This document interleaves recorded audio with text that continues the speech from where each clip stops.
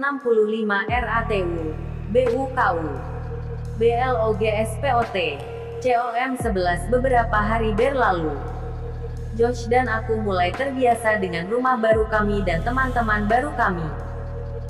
Anak-anak yang kami temui setiap hari di taman bermain itu belum benar-benar berteman. Mereka berbicara dengan Josh dan aku, dan membiarkan kami di tim mereka. Tapi itu sangat sulit untuk mengenal mereka. Di kamarku, aku terus mendengar bisikan-bisikan di larut malam, dan cekikikan lembut, tapi aku memaksakan diri untuk mengabaikannya. Suatu malam, kupikir aku melihat seorang gadis berpakaian serba putih di ujung lorong lantai atas. Tapi ketika aku berjalan untuk menyelidiki, hanya ada setumpuk lembar spray kotor dan lain pada dinding. Josh dan aku telah menyesuaikan diri, tapi Petei masih bertingkah sangat aneh. Kami membawanya dengan kami ke taman bermain setiap hari, tetapi kami harus mengikatnya pagar. Jika tidak, ia akan menggonggong dan mendadak menggigit pada semua anak. Dia masih gugup berada di tempat yang baru, kataku pada Josh. Dia akan tenang, tapi Petei tak tenang.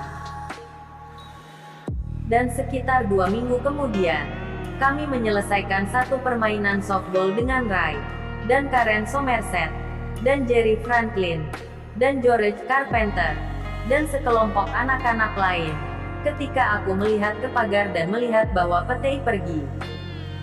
Entah bagaimana ia berhasil lepas dari tali dan melarikan diri. Kami mencari berjam-jam, memanggil Petei, berkeliling dari blok ke blok, mencari di halaman depan dan halaman belakang, di tanah 66 RATU, BUKU, BLOGSPOT, COM tanah kosong dan hutan-hutan. Kemudian, setelah berputar-putar di lingkungan itu 2 kali, Josh dan aku tiba-tiba menyadari bahwa kami tak tahu di mana kami berada. Jalan-jalan Dark Falls tampak sama. Mereka semua dibatasi dengan batu bata tua lebar atau rumah papan. Semua penuh dengan pohon-pohon tua yang rindang. Aku tak percaya. Kita tersesat, kata Josh, bersandar ke batang pohon, berusaha mengatur napas. Anjing tolol itu, gumamku, mataku mencari di jalanan.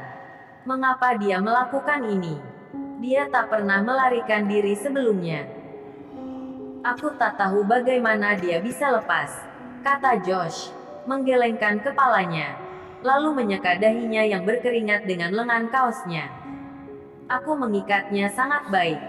Hei, mungkin ia berlari pulang, kataku.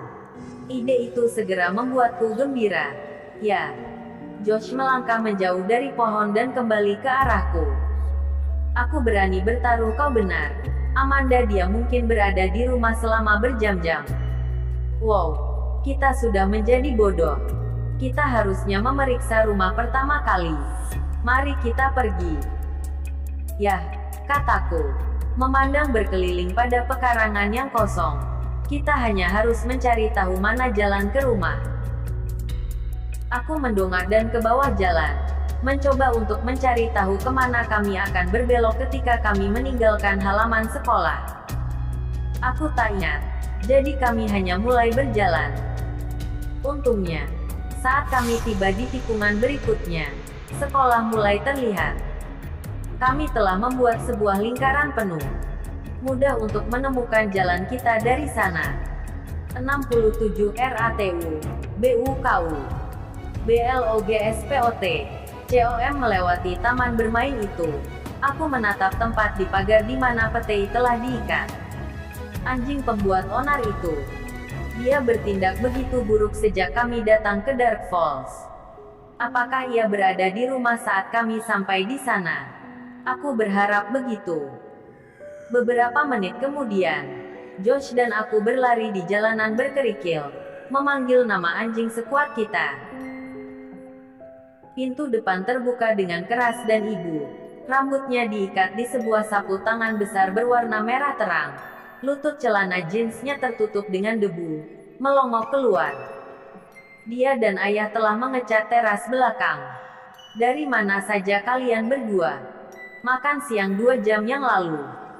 Josh dan aku sama-sama menjawab pada waktu yang sama. Apakah Petei di sini? Kami sedang mencari Petei. Apakah dia di sini? Wajah ibu penuh dengan kebingungan. Petei.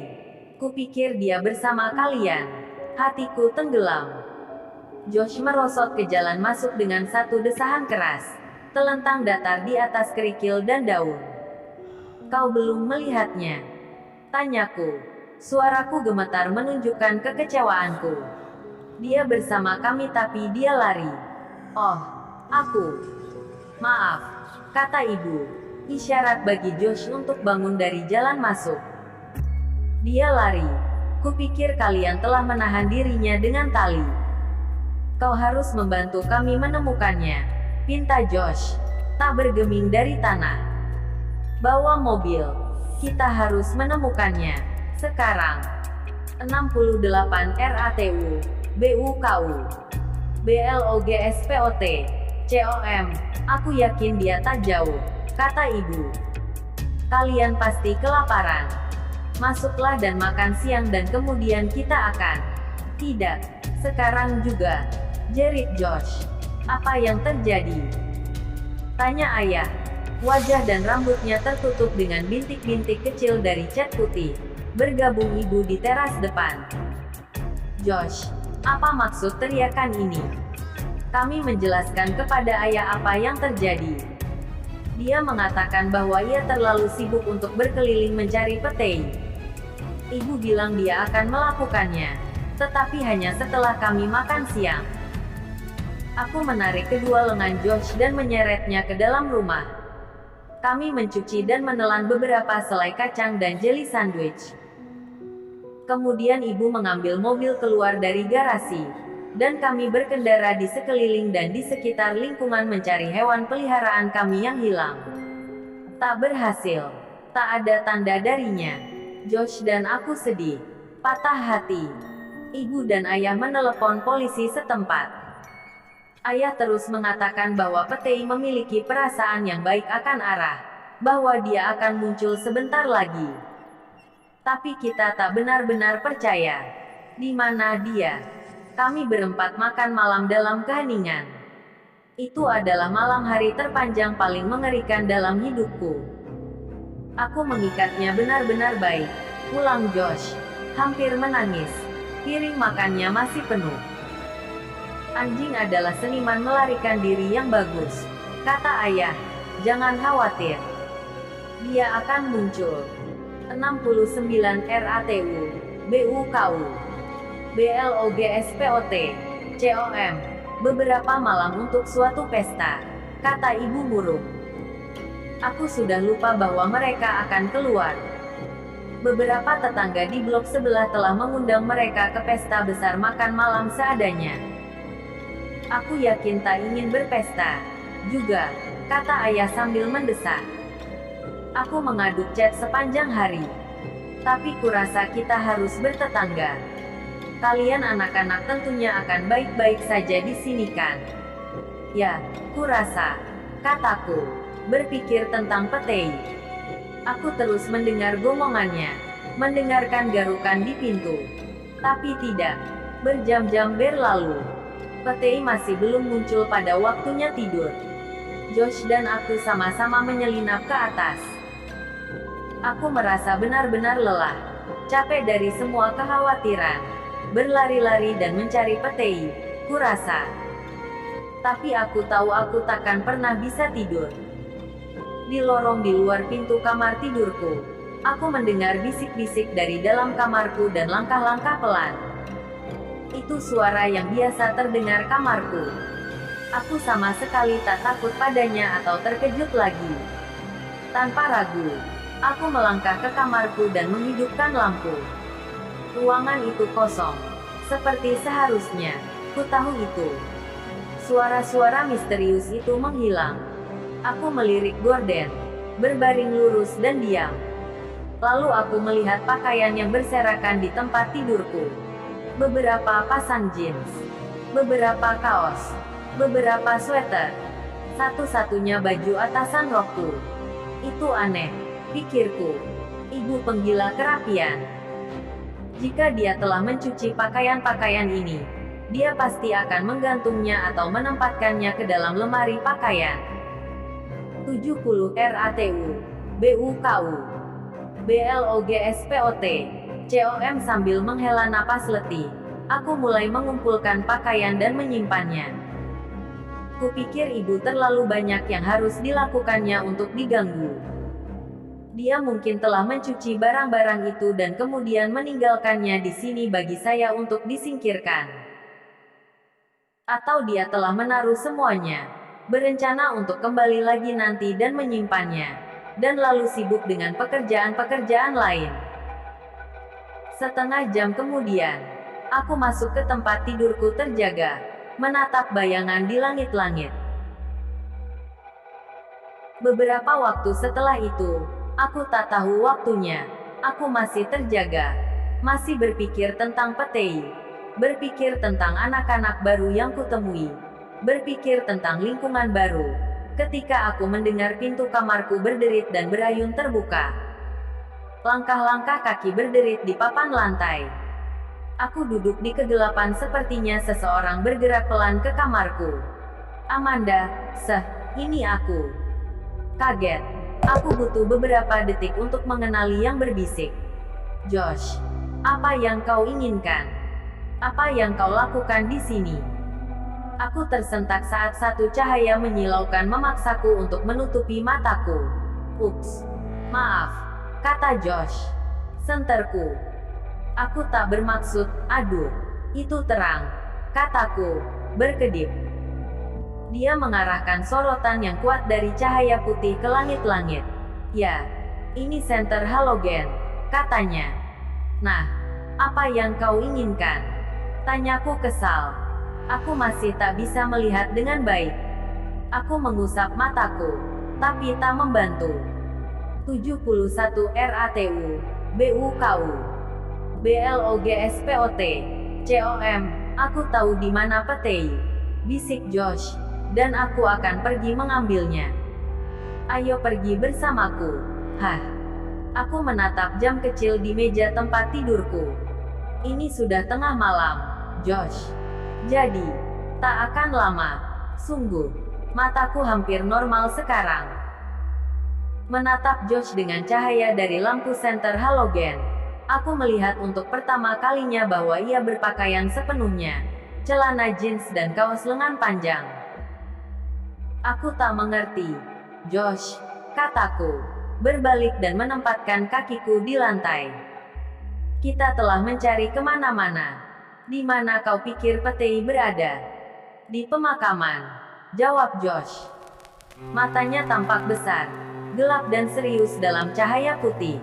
Hah, itu tempat ia lari pertama kalinya, ingat?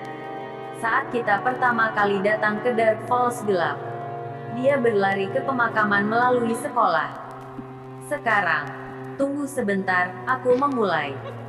Kita berkeliling sore ini, tapi kita tak melihat ke dalam. Dia ada di sana, Amanda.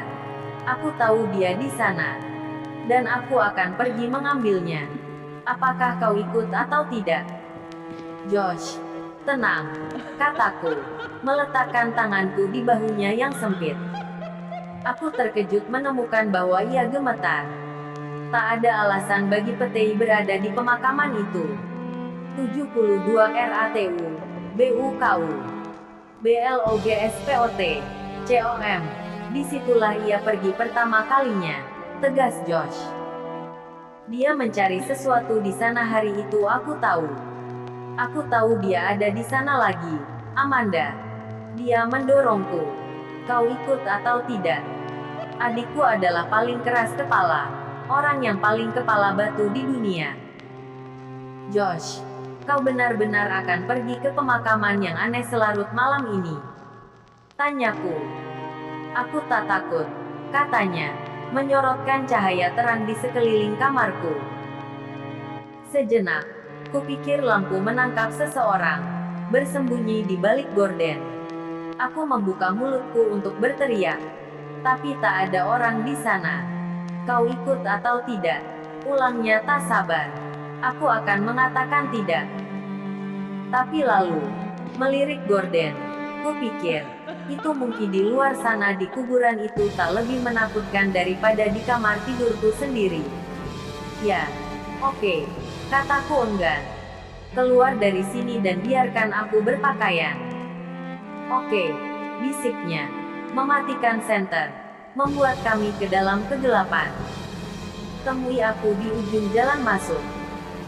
Josh, lihat pemakaman itu satu kali secepatnya. Lalu kita buru-buru pulang. Paham, kataku padanya. Ya benar. Kita akan ada di rumah sebelum ibu dan ayah kembali dari pesta itu. Oke sobat, sampai di sini dulu cerita. Selamat datang di Rumah Mati. Like cerita ini kalau kalian suka, dan di-share. Jangan lupa subscribe channel ini, agar mendapatkan notifikasi update untuk part selanjutnya. Terus nantikan keseruan di part-part selanjutnya. Selamat berimajinasi.